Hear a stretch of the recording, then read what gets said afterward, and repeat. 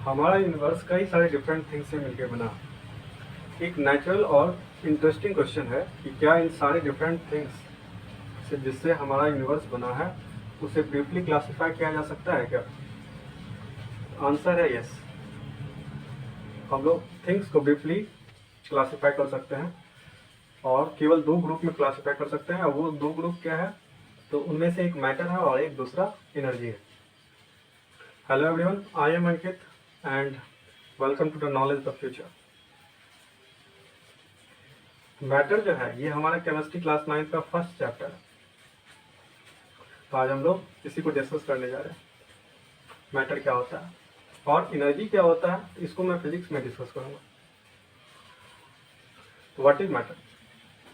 Matter को हम लोग डिफाइन कैसे करते हैं? तो anything which occupy space and having mass is called matter.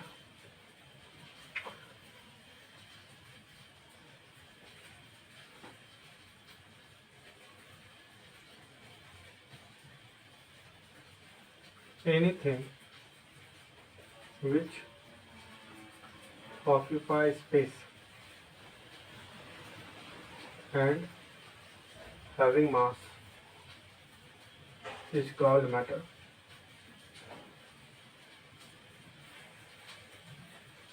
Matter को हम लोग दो प्रॉपर्टीज आइडेंटिफाई करते हैं। उसमें एक प्रॉपर्टी होना चाहिए मास और दूसरा होना चाहिए स्पेस। तो ऐसा कोई भी चीज जो मास और स्पेस ऑक्यूपाई करता उसी को हम लोग मैटर कहते हैं। मीन्स उसमें ये दो प्रॉपर्टी सेटिस्फाई करना चाहिए। फॉर एग्जाम्पल, एयर मास है और उसे किसी कंटेनर में रखते हैं तो वो स्पेस भी ऑक्यूपाई करता है। ये मैटर है। ह्यूमन हम लोग भी स्पेस ऑक्यूपाई करते हैं और हमारा कुछ मास भी होता है। बल्ब, प्लांट्स,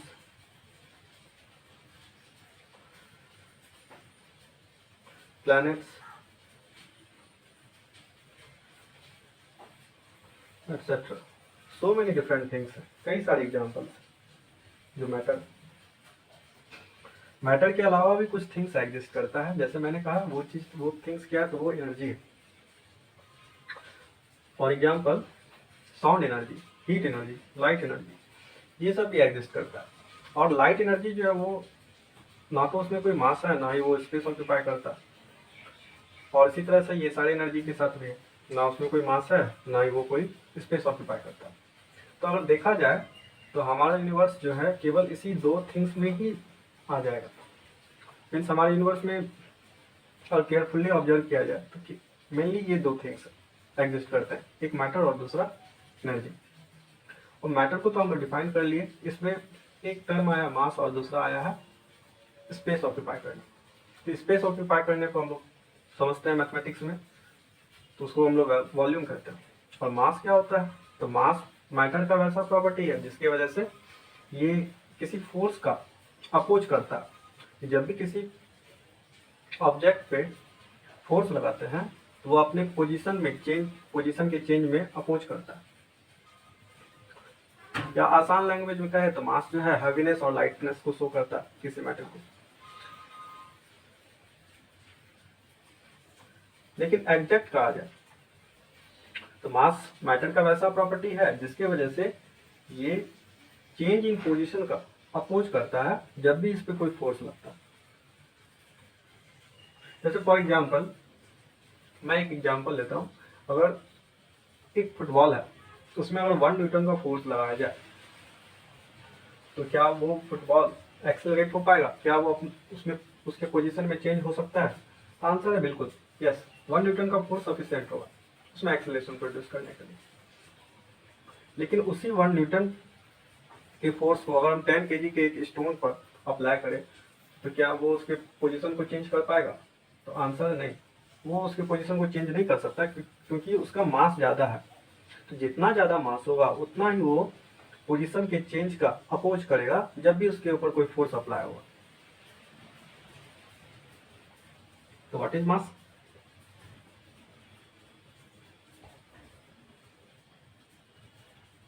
द प्रॉपर्टी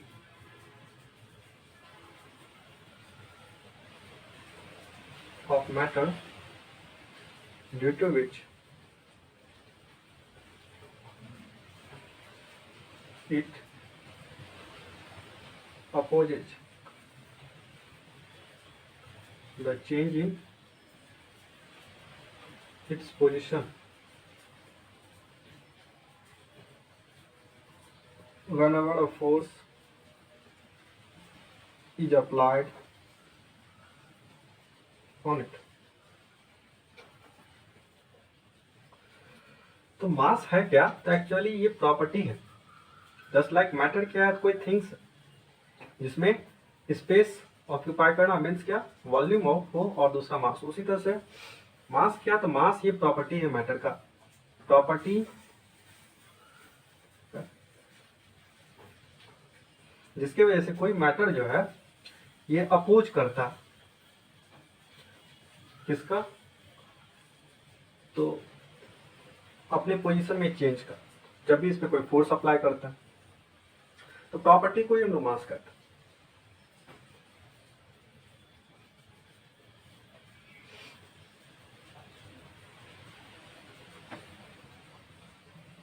तो मास क्या है? प्रॉपर्टी इज कॉल्ड मास। लेकिन कैसा प्रॉपर्टी? जिसकी वजह से ये अपने पोजीशन में चेंज का अपोज करता है जब भी इसके ऊपर कोई फोर्स अप्लाई करता है। ठीक है, जितना ज्यादा मास होगा उतना ये किसी फोर्स का अपोज करेगा, उतना ये किसी चेंज का, अपने पोजीशन में चेंज का अपोज करता है जब भी इसके ऊपर फोर्स लगता है। Mass clear. उसी तरह से वॉल्यूम क्या? What is volume? तो मैंने कहा स्पेस ऑक्यूपाई करने को ही कहते हैं वॉल्यूम। मैथमेटिक्स में स्पेस ऑक्यूपाई करने को ही कहते हैं।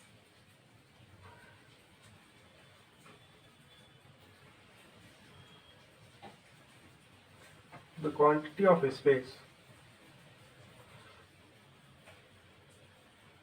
occupied by an object for a matter is called its volume। तो वॉल्यूम से हम लोग जितना वो स्पेस ऑक्यूपाई करने का उसकी एबिलिटी है उसको हम लोग समझते हैं। मैटर का जितना स्पेस ऑक्यूपाई करने की एबिलिटी है उसी को हम लोग वॉल्यूम कहते हैं। तो ये हो गया मैटर क्या है, ये क्लियर। नेक्स्ट क्वेश्चन है मैटर का फिजिकल कंपोजिशन कैसा? मीन्स मैटर बना किससे? Composition of matter.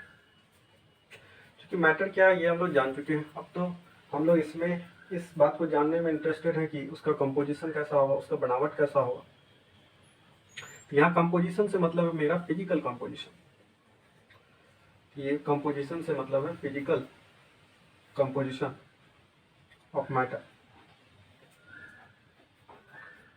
तो अगर हम लोग आसपास बहुत सारे मैटर को केयरफुली ऑब्जर्व करें तो उसे देख के ऐसा लगता है कि ये कंटिन्यूस है। ठीक है, कंटिन्यूस का क्या मतलब है? कंटिन्यूस का मतलब है कि किसी भी मैटर को किसी भी स्टेज तक अगर डिवाइड किया जाए तो हमें वही मैटर मिलना चाहिए। जैसे मैं एक एग्जांपल लेता हूँ कि एक स्टोन ले और उस स्टोन को डिवाइड करना शुरू करें तो जो चीज मिलेगा हम लोग को वो क्या होगा? वो भी तो स्टोन का टुकड़ा ही होगा। तो स्टोन को छोटा डिवाइड करते हैं हम लोग, मतलब डिवाइड करना शुरू करते हैं तो छोटे छोटे टुकड़े में, तो हमें स्टोन ही मिलता है। मैं यार एक दूसरे एग्जांपल की बात करूं, दूसरा एग्जांपल लो। जैसे एक बिल्डिंग, उसको अगर ब्रेक करना शुरू किया जाए तो क्या हो? बिल्डिंग जो कंटिन्यूस जैसा दिखता है तो क्या वो बिल्डिंग वाकई में कंटिन्यूस है क्या? उसको ब्रेक करते हैं जस्ट लाइक जैसे स्टोन ब्रेक किए तो स्टोन का टुकड़ा ही मिला। बिल्डिंग को ब्रेक किए तो क्या बिल्डिंग मिलता है हमें? क्या नहीं, तो बिल्डिंग नहीं मिलता, उसके स्थान पे हम लोग को ब्रिक्स मिलता है। तो हम लोग को ये पता चलता है कि ये बिल्डिंग जो है किससे बना है, तो वो बहुत सारे ब्रिक्स से बना, बहुत सारा ईंट से बना। उसी तरह से ये सेम बात जो है ये मैटर पे भी वैलिड है।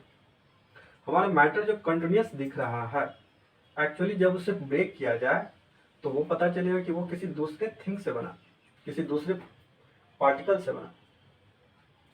जैसे फॉर एग्जाम्पल अगर मैं बात करूं वाटर की, तो वाटर लगता है कि उसका कोई भी ड्रॉप ले ले, कितना भी छोटा ड्रॉप ले ले, वो कंटिन्यूस ही होगा, मीन्स वाटर ही होगा। उसका जो प्रॉपर्टी एक वाटर का होता है वही प्रॉपर्टी उस वाटर के ड्रॉप का भी है। लेकिन ऐसा नहीं है।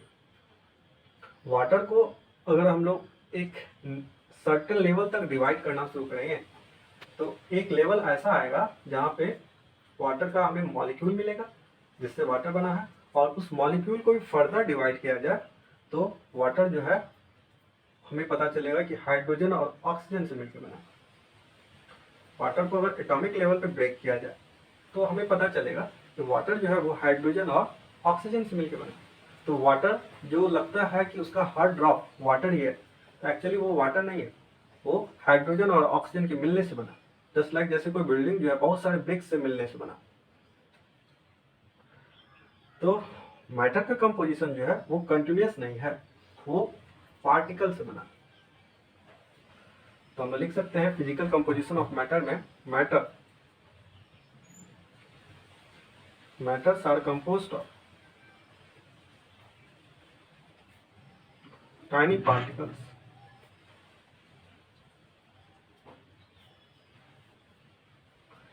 पार्टिकल्स से हम लोग क्या समझते हैं? पार्टिकल्स मीन्स क्या?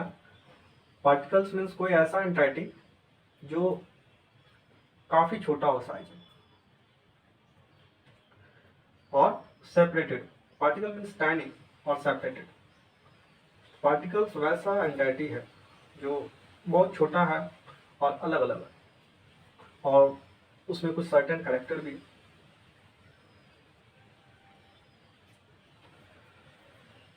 जैसे फॉर एग्जांपल मैं दूसरा एग्जांपल लूँ, अगर हम लोग सॉल्ट को देखें, ग्रेन ऑफ सॉल्ट को, तो उसे दूर से देखें तो वो कैसा दिखता है? तो वो कंटिन्यूस दिखेगा,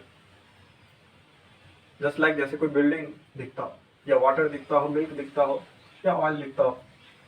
लेकिन उसी सॉल्ट को अगर हम लोग क्लोज जाके देखें, पास जाके देखते हैं, तो हम लोगों को वो दिखता है कि वो छोटे छोटे ग्रेन्स से मिलकर बना, सॉल्ट के ग्रेन्स से। ऐसा ही सेम बात जो है सैंड के साथ भी है, पाउडर के साथ भी है। तो हमारा मैटर कुछ इसी तरह से बना हुआ है, वो बहुत सारे पार्टिकल से मिलकर बना, टाइनी पार्टिकल से। लेकिन वो कंटिन्यूस हम लोग को दिख रहा है क्योंकि हमारा नेकेड आई जो है वो उसको जो है उसके पार्टिकल को नहीं देख पाता, वो इतना कैपेबल नहीं कि उसके पार्टिकल का साइज छोटा होने की वजह से वो उसको देख पाए।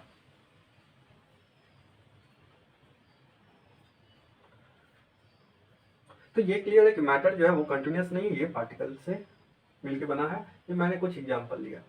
अब इस बात को हम लोग जस्टिफाई करते हैं कि साइंस में अगर मैं कहूँ कि मैटर पार्टिकल से बना है तो मुझे उसे प्रूव भी करना होगा, उसे जस्टिफाई भी करना होगा।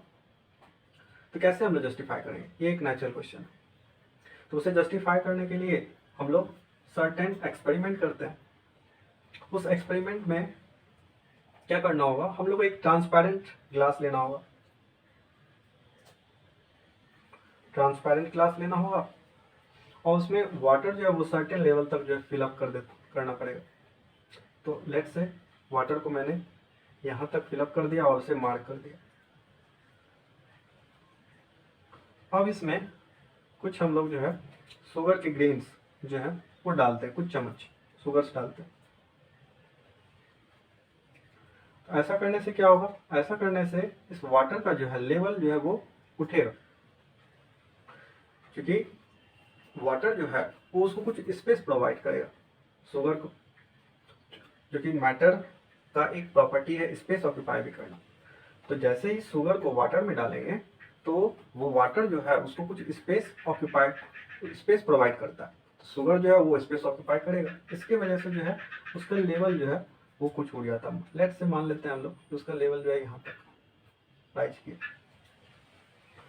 अब हम लोग क्या किए? इसको स्टीयर किए। तो फिर क्या देखते हैं, कुछ टाइम के बाद जब ये पूरी तरह से डिजॉल्व हो गया तो ये शुगर जो है वो डिसअपियर हो गया, और डिसअपियर होने के बाद वाटर का लेवल जो है, जो राइज हुआ था, वो अगेन उतना ही आ गया जितना पहले था, जहाँ पे हम लोगों ने मार्क कर रखा था। तो ऐसा कैसे हो रहा? तो इस सारे फेनोमेनन को अगर एक्सप्लेन करना है तो हम लोगों को ये मानना पड़ेगा कि वाटर जो है वो पार्टिकल से बना, तभी ऐसा पॉसिबल है। और उस पार्टिकल में कुछ स्पेस भी मौजूद है।